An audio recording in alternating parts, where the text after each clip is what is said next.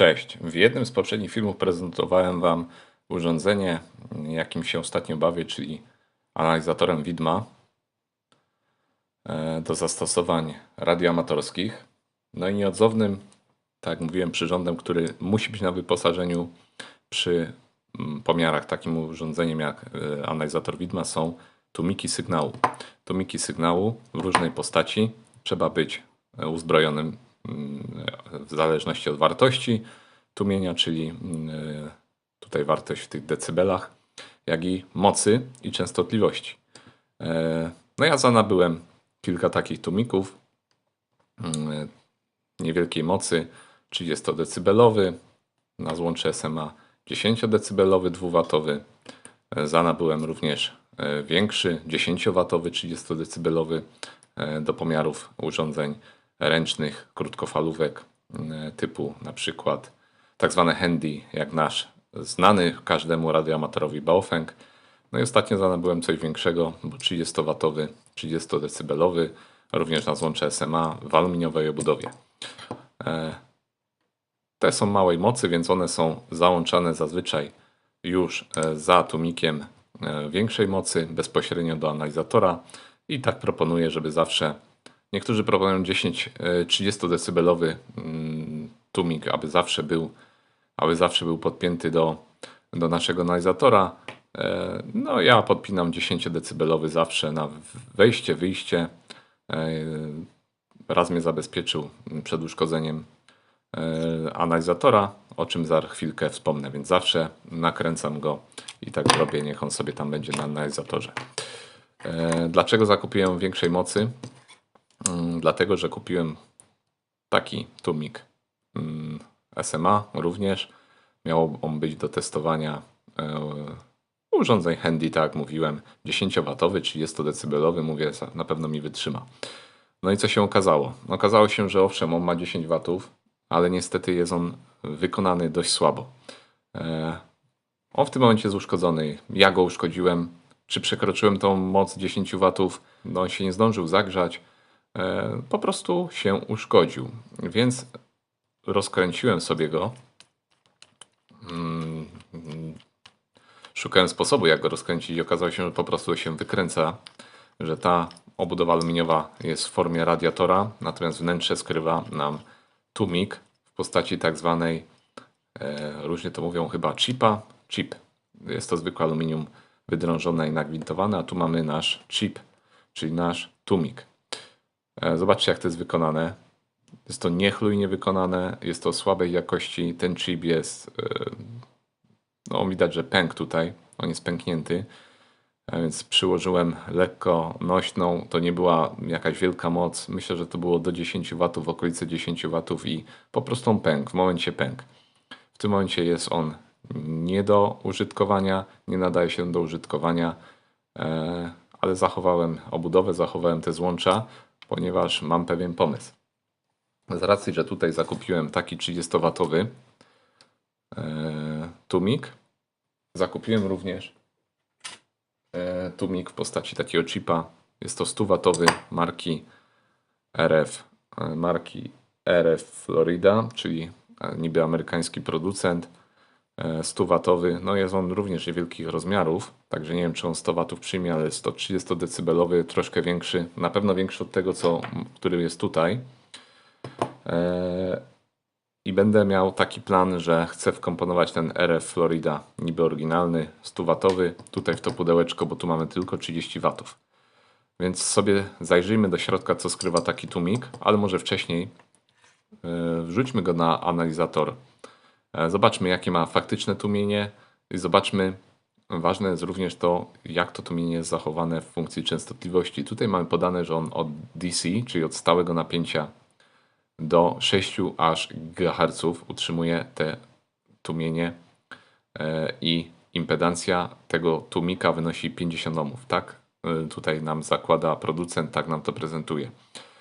Więc sprawdźmy sobie na analizatorze wektorowym, czy faktycznie ma on 50 ohmów impedancji, czyli czy jego VSWR wynosi 1,0 lub bliskie i w jakim zakresie częstotliwości. Ja nie będę testował do 6 GHz, bo ja się przyznam, interesują mnie częstotliwości powiedzmy do pasma 70 cm, czyli do 430 czy 440 MHz. Wrzucamy sobie na takie urządzenia jak Nano VNA, analizator wektorowy. Podłączymy sobie wyjście analizatora poprzez nasz tłumik do wejścia analizatora. Wyrzuci on nam pewne pomiary, które spróbujemy sobie zinterpretować.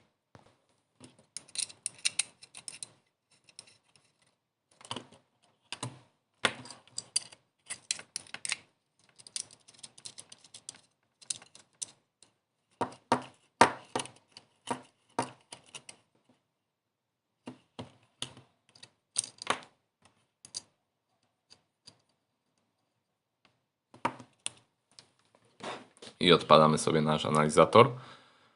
No i może coś będzie widać. Ja wcześniej sobie go oczywiście skalibrowałem, bo ważne przy tych... Może zasunę. Ważne przy tych analizatorach jest to, że należy go zawsze skalibrować na danej częstotliwości, którą będziemy badać. Żeby nie robić tego na pałę, ponieważ wyjdą nam wtedy tak zwane głupoty. Dobrze, więc ja przywrócę tutaj ustawienie od 3 do 30 MHz, czyli taka podstawowa zakres częstotliwości KF-owy, czyli krótkofalarski. No i zobaczmy, co nam wyrzucił nasz Nano VNA. Impedancja idealnie 50, no może nie idealnie, ale to jest bardzo dobry wynik. Na wykresie Schmidta jesteśmy w tym punkcie, który nam obrazuje, że składowa urojona jest bardzo mała, o co nam chodzi. Natomiast składowa rzeczywista jest bliska 50 ohmom. Możemy sobie oczywiście przesuwać i zobaczcie, tu mamy linię prostą. To jest nasz SWR. SWR, czyli współczynnik fali odbitej. Jest on bardzo bliski jedynce. Jest niemal idealnie. Czyli jeżeli chodzi o zakres krótkofalarski, nasz tłumik ma odpowiednią impedancję, która liniowo jest zachowana w przedziale częstotliwości, jeśli chodzi o zakres częstotliwości KF-owych. Ok, teraz przełączymy się jeszcze na pomiar tłumienia. Wykres zielony pokazuje nam wartość tłumienia w decybelach naszego tłumika.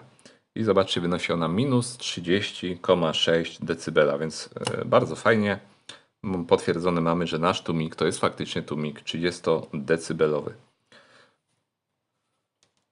Teraz przełączyłem się jeszcze na pomiar dla pasma 70 cm, czyli dla pasma, które w moim przypadku jest pasmem najwyższym, jakie ja będę tutaj wykorzystywał, jakie będę robił pomiary i zobaczmy sobie SWR, również bliski jedynki, bardzo fajnie, równa linia, nie ma żadnego problemu.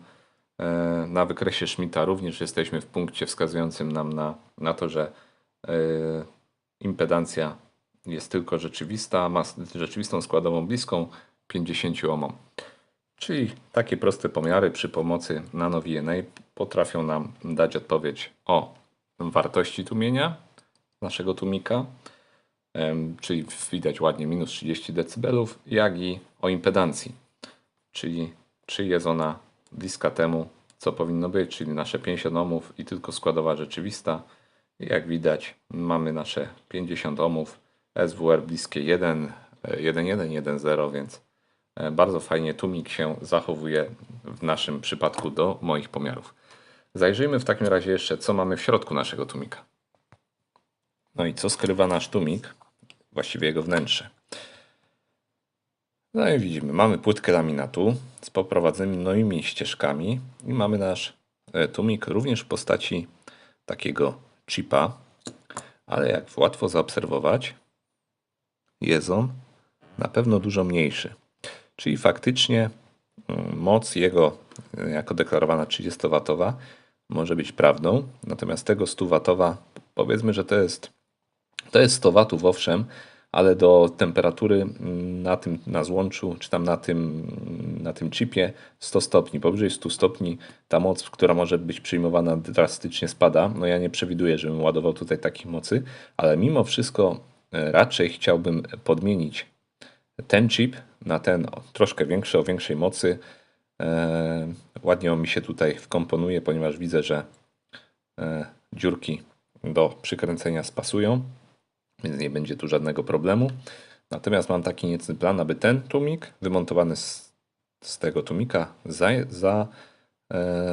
implementować w tym tłumiczku i będę miał dodatkowy tłumik troszkę mniejszych rozmiarów, łatwiej dokręcany, okrągły, więc taki mam niecny plan. Więc co? Biorę się za rozlutownicę, delikatnie rozlutowuję, zamontuję ten markowy o większej mocy, damy pastę, przykręcimy i zobaczymy, co nam z tego wyjdzie. I wtedy sobie zrobimy pomiary nowego tłumika. No i attenuator, czyli nasz tłumik już wlutowany. Dałem dobrą pastę, niezwykłą silikonową, tylko taką do tranzystorów, taką do procesorów, troszeczkę o lepszej przewodności. No i zobaczmy. SWR dla pasma KF-owego od 3 do 30 MHz 1.0. Jeśli chodzi o tłumienie, to jest ono troszeczkę większe niż deklaruje producent, ale nie wiem, czy to nie jest błąd jakiś mojego tutaj skalibrowania miernika, bo wynosi minus 33 prawie decybele. No niewielka różnica, ale zawsze troszeczkę inaczej niż podawał to producent. Myślę, że jeszcze powtórzę pomiar przy skalibrowaniu, przy dobrym skalibrowaniu naszego analizatora Nano VNA. Dla pasma 70 cm również SWR jest bardzo ładny, diski 1.0. Czyli na tym kończę pracę z tym oto tłumikiem. Zakręcam obudowę. Natomiast teraz będę próbował wkomponować ten odzyskany chip tłumika w tą obudowę. No jest mały sukces, bo udało się jakoś to odlutować, tego śpika. Tego śpika odlutowałem. Śrubka mocująca również się wykręciła. No jak widać, wykonanie tego jest dość słabe. Tu jakieś, no nie jest to idealna powierzchnia, chropowata. Ale zobaczmy, czy nam się zmieści nasz chip. Pięknie. Mieści się, także przykręcimy go. Jakoś te wyprowadzenia postaram się połączyć. Mam nadzieję, że to nie będzie miało większego wpływu. Ale myślę, że do takich częstotliwości, jakie ja będę stosował, to się to sprawdzi. Także działa. No i jak widać, nasz tłumik działa. SWR 1.1, tłumienie nieco powyżej 30 dB. Więc ja myślę, że tutaj jeszcze kapkę cyny faktycznie dam pomiędzy tą śrubką a radiatorem, żeby był lepszy styk. No i co? Wkręcamy w obudowę. Mam nadzieję, że mi się zmieści. Jak nie, to trzeba będzie delikatnie tutaj przyszlifować. No i tym oto sposobem wyposażyłem się w tłumiki 30 dB o nieco większej mocy. No tu jest 30 W, ale ja myślę, że 50 W można ładować. Tutaj myślę, że te 20 W wystarczające. Myślę, że aby dokręcić tą puszkę, usadowić na radiatorze na dobrej paście, takim żeberkowym, to mogłaby przyjąć 100 W w krótkim czasie. No będziemy testować. Także tyle, jeśli chodzi o wyposażenie się w tłumiki. Można to zrobić niewielkim kosztem, ponieważ tak jak mówię, tłumiki są naprawdę drogie, ale trzeba je mieć, warto je mieć. Myślę jeszcze zakupić jakiś 20-decybelowy, taki 2W, 1W, żeby był już pełen komplet. Tyle, pozdrawiam i do następnych.